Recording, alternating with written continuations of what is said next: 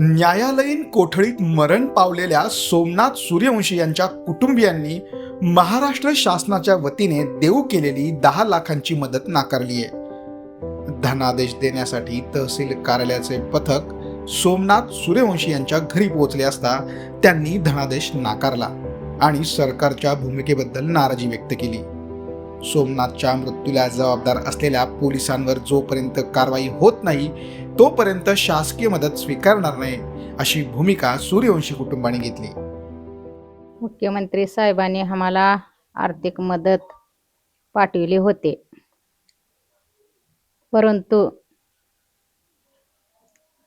जोपर्यंत माझा न्याय होत नाही, घेत नाहीत, त्यांनी न्याय देत नाहीत, तोपर्यंत मी आर्थिक मदत स्वीकारत नाही. जे गुन्हेगार आहेत, माझ्या मुलाला मारलेले पोलीस लोक, त्यांना लवकरात लवकर पकड करावा, त्यांना शिक्षा द्यावा, त्यांना फाशीची सजा द्यावा. माझी ही सरकारला हात जोडून विनंती आणि ही माझी मागणी आहे. भेटला होता आंबेडकर साहेबांना न्याय आम्हाला मिळवून द्या म्हणून भेटला होता. काय म्हणजे देऊत म्हणले, कायदेशीर होईल म्हणले, देऊत म्हणले, न्याय तर मिळवून देणारच आहात म्हणले, देणारच आहेत आम्हाला.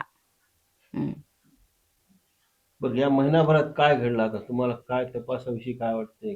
ह्या महिनाभरात आम्हाला काय आमच्या दक्कलच घेत नाहीत ना, आमची कोणी दक्कल घेत नाहीत, FIR फाडत नाहीत, गुन्हेगाराला लवकरात लवकर सजा देत नाहीत, त्यांना मोकळं सोडल्यात गावामध्ये कटले हिंडायला.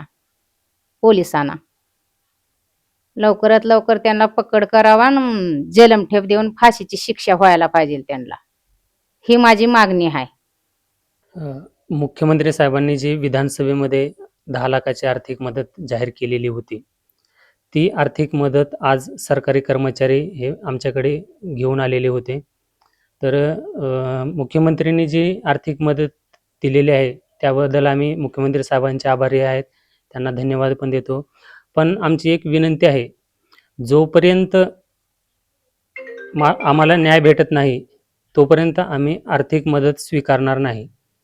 आतापर्यंत माझ्या भावाचा मृत्यू होऊन जवळपास आता महिना होऊन जातोय. 26 तारखेला फिर्याद दिलेली आहे पोलीस स्टेशनमध्ये. अजून फिर्यादीची FIRची नोंद देखील झालेली नाही. जोपर्यंत ताबडतोब FIRची नोंद झाली पाहिजे, पोलिसांवरती FIR झाली पाहिजे, त्यांना सदोष मनुष्यवधाचा गुन्हा दाखल झाला पाहिजे त्यांच्यावरती आणि त्यांना कडक ती शिक्षा झाली पाहिजे, ही आमची विनंती आहे. आणि मुख्यमंत्री साहेबांनी देखील त्यासाठी आम्हाला मदत केली पाहिजे.